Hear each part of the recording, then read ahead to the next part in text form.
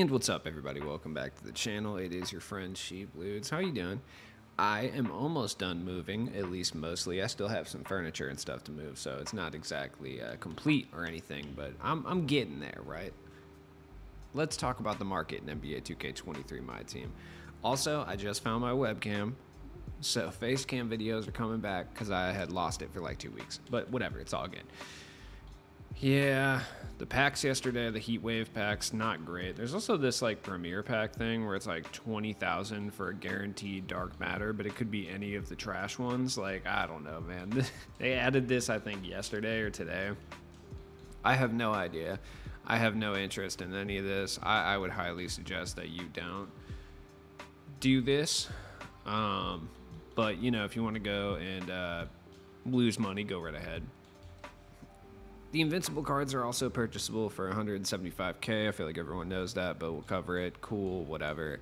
Let's look at the cards in the actual set. So the Heatwave set, I opened packs. All I got was Chris Paul. I opened 200k plus where the packs just got Chris Paul. I got Halliburton from the challenge pack, who, like I said before, kind of looks like he has a nub. Doesn't look like he has a full arm there. I know he's making a fist. But I got probably the two worst cards, which is just my luck. So Klay Thompson. This is not last year's Klay Thompson. I feel like that has a lot to do with like when he came out, but Klay's solid enough. I don't know, man.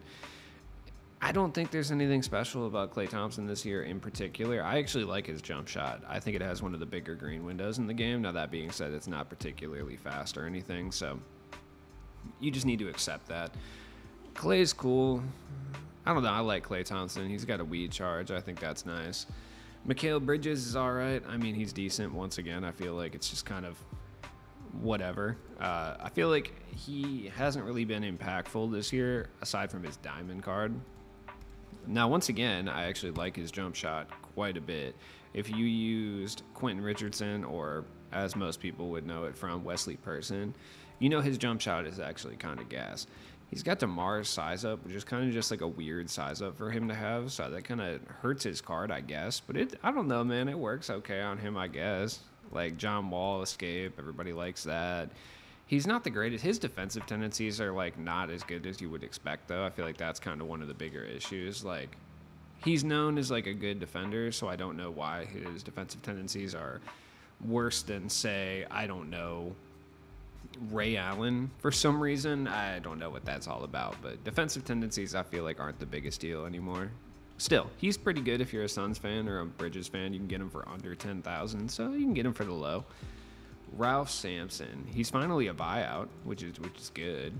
He's huge, like 7'4", 228. He's not quite as dominant as he was last year. If you remember the end of the year card that we received with the Devin Booker release, a lot of that has to do with the fact that he has DeAndre Jordan base, which is second to Patrick Ewing in like horrible big man releases. He's also, though, you know, he's 7'4" with a 7'8" wingspan. You know, he's got decent 82 3-pointer. It's not horrible. You're right, rocking the right coach. You know, he can definitely hold it down for sure. You're going to be picking him up due to his size, though. Like, that's, let's be real. He's a better version of, or I should say, a more complete version of Mark Eaton is kind of what you're getting there. With the increased speed and stuff too, if you're somebody who ran Mark Eaton for a long period of time, you're going to enjoy Ralph Sampson, because granted the jump shot isn't great.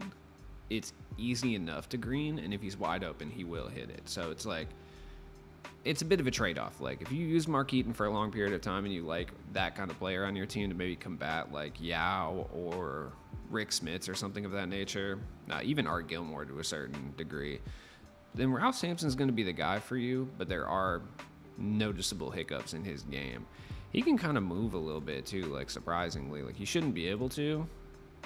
The 76 ball handle hampers him quite a bit, yes, but he can push the ball up the floor is what I should say. You're not going to be creating open threes with Ralph Sampson, but you can get him for under 100K. I think the lowest I've seen him go was a 95 so far, but he might be cheaper now because I'm seeing a lot more buyout options. If you can get him for the right price, he's probably going to be one of the most impactful centers that you can actually purchase in this game for under 100K. We don't have very many Yao counters, and the ones that we do have are super slow and can't shoot. Not or, and can't shoot. Or they're Mark Eaton, who's been out for 2 months. So, not looking good. Jermaine O'Neal is a very interesting card. Didn't expect him to drop a small forward, Jermaine O'Neal. Shout out to Jermaine O'Neal. The jump shots, it's Keldon Johnson, so it's not horrible, but it's not great with the Steven Adams upper. It's pretty gross, I'm not going to lie. I'm not a huge fan of his jumper. I wasn't a huge fan of his jumper when he first came out either, which is the reason I didn't use him. He's got Steve Francis size up and Trey Escape, which are good. He's overall incredibly good. It's just, I feel like the jumper limits it, but it's also a 6'11" small forward with a 7'3" wingspan, and the badge count isn't terrible. It's not great, but it's not terrible as well. Most of his shooting badges are going to be gold. He's decent. Halliburton's jump shot is atrocious. If it wasn't for the jump shot, I would recommend using him. But at this stage, like at 6'5", I mean, there's just way better options. Like, I would even recommend going to grab this Iguodala over Tyrese Halliburton personally. But like Jalen Rose exists. In addition to Sean Livingston, if you have him, you can get this Magic for relatively cheap. Kind of do the same thing. Even Dyson Daniels, I would say, is probably a better option than Halliburton, and he's cheaper too. Barely, though. Lance Stevenson is a better option than Halliburton. Same size, too, plays excellent defense. The jump shot is a little iffy. I will say that. Like, it's not great. But it's manageable. It's still Lance-based, you know? I'm sure most of us have used Lance Stevenson this year at some point. He does kind of play bully ball. His defensive tendencies are really bad, though, like, comparatively to what they should be at this stage in the game. So, I mean, that's kind of the one issue with Lance, but he's cheap. I mean, Chris Paul is Chris Paul. If this was day one, sure, but we are Ben Simmons that can shoot three-pointers deep into this game. Like, it is not time for a dark matter Chris Paul. Let's just be real. Paul Pierce is kind of sneaky decent. He is. I wouldn't say he's the greatest card in the world, but the jump shot's kind of fun. I actually like it. He's got Zach LaVine size up, which is weird. They don't really give that to too many people. I think Trevor Ariza was the last one that I remember having it. Him and like Pete Maravich. They just love giving John Wall escape to people who aren't invincibles. I swear they do. But shout out to Paul Pierce. You know, it's all good. It's a good card. He's, once again, terrible defensive tendencies because they can't let us have anything nice. I don't know, man. Shout out to Paul Pierce. I always liked him just for the sole reason that he got stabbed a bunch of times and then came back and played a full NBA season. I think that's remarkably brave of him. I probably wouldn't be doing much of anything after receiving 17 stab wounds. Honestly, if I got stabbed once, I probably wouldn't play in an NBA game for the rest of the year. But you know what? I don't have the heart of a warrior. Also, after I shit my pants in the NBA Finals, I probably wouldn't come back out. But that's just the type of dude Paul Pierce is, man. It's the Kobe mentality. Call it the Paul Pierce mentality. Allen Iverson, same thing I said about Chris Paul. I would say it goes for AI, but AI is a more usable card for sure because he's got a better jump shot and he's annoyingly fast for sure. So I would say he's better than Chris Paul. I'm probably going to pick him up just because I'm like an AI fan. You get it for under 10K, but there's really no reason to be picking this card up. Let's talk Invincibles now. We got Bron. Bron's cool. I mean, shooting guard LeBron is good. I still wish they would lower the amount it would cost to buy an Invincible. I think it's a little bit high at the current moment, but it is Corver-based Bron, so there's that. John Wall size up. Kyle Lowry escape is kind of wild. My homie Nat Clifton has it, though, so that's what's up. I mean, it's LeBron. Like, it is LeBron. If you want to buy him for money, cool. If you want to buy him for $1 million MT, that's also cool. I don't know. I don't have a whole lot to say there. Anthony Davis. I personally really like his release this year. Now, I will admit that it is slow, but I feel like it has one of the bigger green windows in the game. Like, him and Pau Gasol, I feel like, have the two biggest green windows in the game. I also like how at the bottom of the card, everyone else gets like a tiger, or like, what has Melo got? A basketball. You know, what's Curry got? I have no idea. Water. Anthony Davis, bottom of his Invincible card art, just an eyebrow. Just his own eyebrow and eyes. That's an interesting artistic choice from 2K there, I must say. Yeah, I mean, he's all right. Like, it's AD. Also, it looks like He has a little Jerry curl going on, which, you know what, Anthony Davis, you should. You can make the transition to like Uncle Jerome real fast if you drop the Jerry curl action, man. R.I.P. Spoilers. Then we got Carmelo. I mean, it's Melo. Like, I feel like what I said about Paul Pierce kind of goes to Melo as well, aside from like the attempted stabbings and the pooping themselves. But as far as the player, he's a much better offensive version of like what Paul Pierce is going to bring you, but overall like unspectacular. And then there's Curry.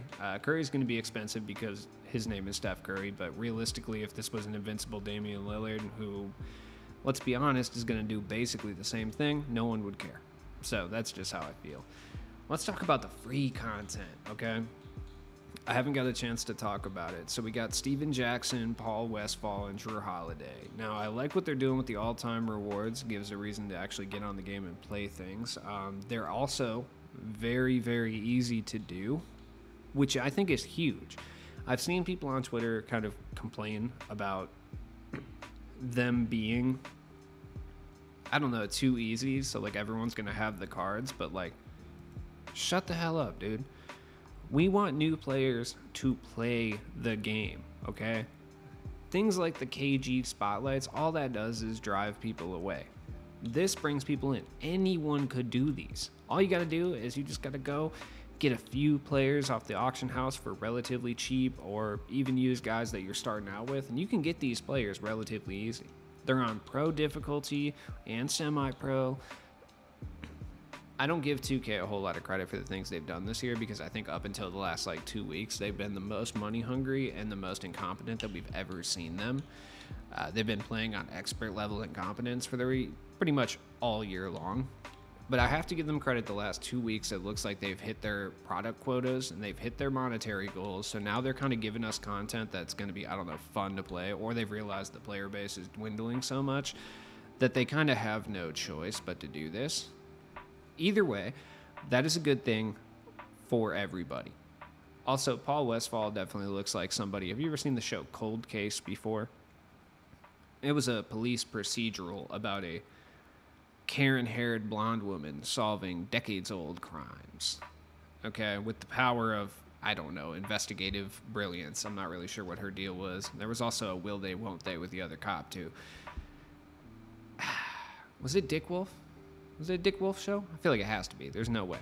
There's absolutely no way it wasn't. Anyways, he looks like a flashback from that show. I can't explain it any better than that. Like, that's what he looks like. Anyway, Steven Jackson is really, really good. Like, he is almost a necessity for anyone that doesn't have, like, T-Mac money, I would say, which is, 99% of the people who play this game. 6'8", 6'9" wingspan, very good. Donovan Mitchell released. You guys know I'm a fan of that. Defensive tendencies are bad, but he's going to bring so much to your team that it doesn't even matter. There are issues with him for sure. But, man, for a free card, especially with what we have to expect or have come to expect from 2K this year, it's shocking they gave us a free card this good. Because, I mean, like, Paul Westphal is a good example. Like, he's not that great. Like, he's a 6'4" point guard with a 6'7" wingspan. Had they given Paul Westphal to us, I don't know, 3-4 months ago as a pink diamond reward or something, it would have been a little bit different, I think. Corey Kispert release is solid, like, but he's not really that great. Also, they gave him a 4 contest shot tendency, which I just feel like is rude for no reason. And then, like, Jrue Holiday is solid too, but him and Westphal just kind of exist to a certain degree. But, like, Steven Jackson gives me hope we're actually going to get some fire cards. Like, and that's a good thing. Don't forget also, like, we do get a grand reward if you collect all of them, so that's kind of huge as well. This doesn't really have anything to do with the market, but at the end of the day, it's really tight, and I like what they're doing here. It's just overall a good thing. I actually don't even know where these cards are. I don't know if they're in Season 7 or, like, where they are. All-time rewards, yeah. So Steven Jackson's cool, and I think I don't know what's going on. I think there's just the one grand prize. You're also getting coaches too, which I think is pretty cool.